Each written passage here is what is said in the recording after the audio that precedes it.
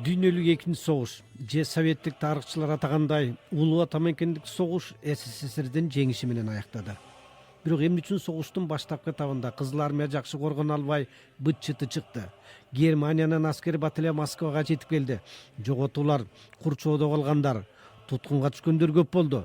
Дезертирлер, легионерлер, эмгек батальондору жөнүндө чындык эмнеге элге толук жетпей келатат деген сыяктуу бүгүнкү күнгө чейин биротоло чечилбеген, талаш туудурган тарыхый, саясий, социалдык, моралдык көйгөйлүү суроолор бар. Согуш темасын тарыхын иликтеген окумуштуулардын бири Ош мамлекеттик юридикалык университетинин профессору, тарых илимдеринин доктору Байболот Абутов менен ушул теманы талкуулайбыз.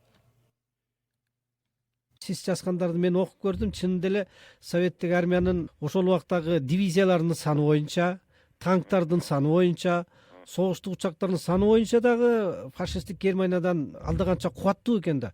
Бирок эмне үчүн ушу согуштун башталышында биринчи айларда Москвага чейин алар бат эле жетип келди? Эмне үчүн коргонууну жакшы жасай албай, такаат бере албай ушу советтик аскерлер чегинүүнүн, жоготуунун үстүндө болушту да? Ушул жөнүндө көп талаш пикирлер болуп келатат. Мисалы үчүн сиз ушунун кайсынысы ынанымдуу деп ойлойт элеңиз? Экинчи дүйнөлүк согуш 1-сентябрь 39-жылы башталган болсо, анын негизги бөлүгү деген улуу атамекендик согушу 22-июнда башталып, элестетиңиз, 1418 күн жана түн тынымсыз согуш болгон. Мисалы Германия Советтер Союзу менен согуш үчүн 164 дивизия, анын курамында 4.322.200 аскер адамы болгон.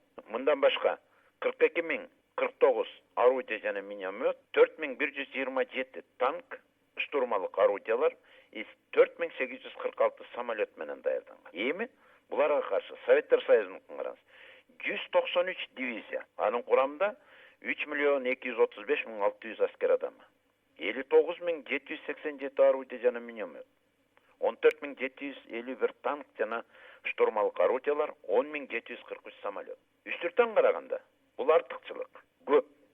Бирок ошол көптүгүнө карабастан кыска мөөнөттө фашисттик Германия келип келди деп атабыз. Буга тарыхчылар арасында, адистердин арасында эки көз караш. Эми мындай орустун тили менен айтканда мындай болуп калат. Обезглавленная армия деп коет.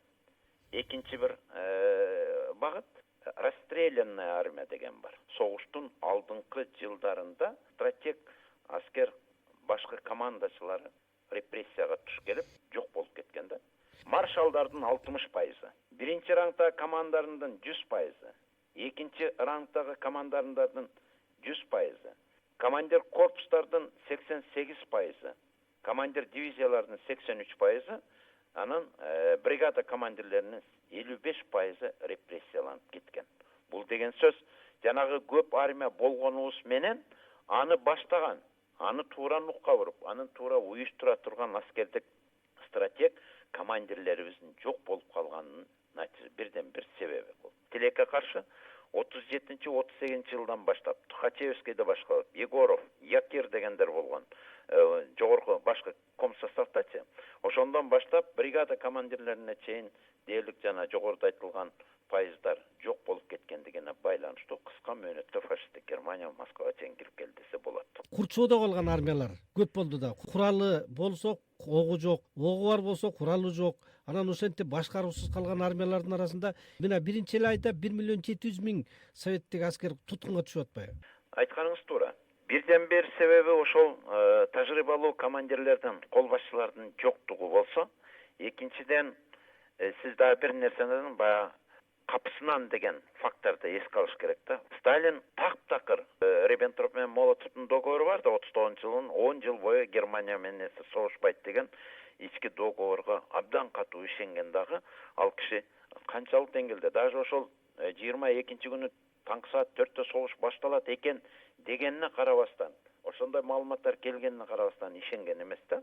Анын натыйжасында баягы Геневестиктин айынан аскер командачыларынын комплектациялоо толук ишке ашпай калгандагы капысынан башталган согуш, капысынан канчалаган биздин авиациялык эскадрильялар, канчалаган авиатехникалар, канчалаган солдат, канчалаган жаңыдан кызматына кирген офицерлер ошол кенебестин курмандыгы болуп кеткендигин эске алыш керек да. Качан аларга маани маңызы жеткенде уже кеч болуп калган. Вот караңыз, мен сизге айтпадымбы?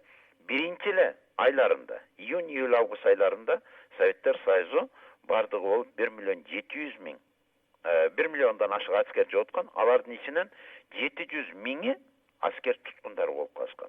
Алар сиз айтып аткандай Курчоодон чыккан. Биринчи багыт момундай болгон. Курчоодон чыккан аскерлерди кайрадан оңдоп түзүп, кайрадан согушка киргизишкен. Экинчиден, кээ бир учурларда чындап эле сиз айткандай, мылтыгы болсо патрону жок, патрону болсо мылтыгы жок, жетишпегендик дагы болуп калган. Көпчүлүгү ошол аскердик объектилер бомбардировкадан кийин, мындайча айтканда, жөнөкөй эле аскерлердин колуна эми жетпей кеткенде, жок болуп кеткенде